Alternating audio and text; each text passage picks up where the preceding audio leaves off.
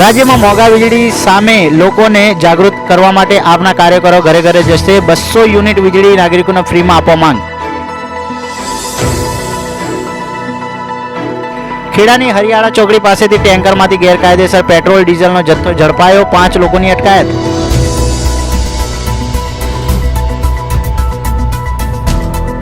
અંકલેશ્વરમાં રહેણાંક મકાનમાંથી 10 કિલોથી વધુના ગાંજાના જથ્થા સાથે એક શખ્સ ઝડપાયો।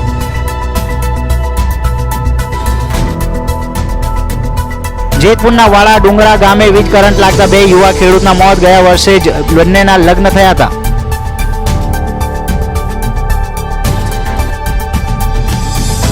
અમરેલી જિલ્લામાં છેલ્લા 10 દિવસથી વરસાદી માહોલ। બાબરા અને ખાંભાના ગ્રામ્ય વિસ્તારમાં ધોધમાર વરસાદ।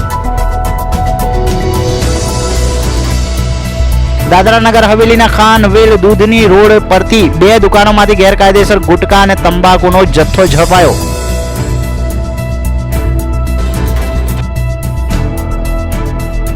જામનગરમાં કોન્ટ્રાક્ટર સામે કાર્યવાહી કરવામાં નિષ્ફળ રહેલા ડેપ્યુટી કમિશનર સામે ખાતાકીય કાર્યવાહીની માંગ।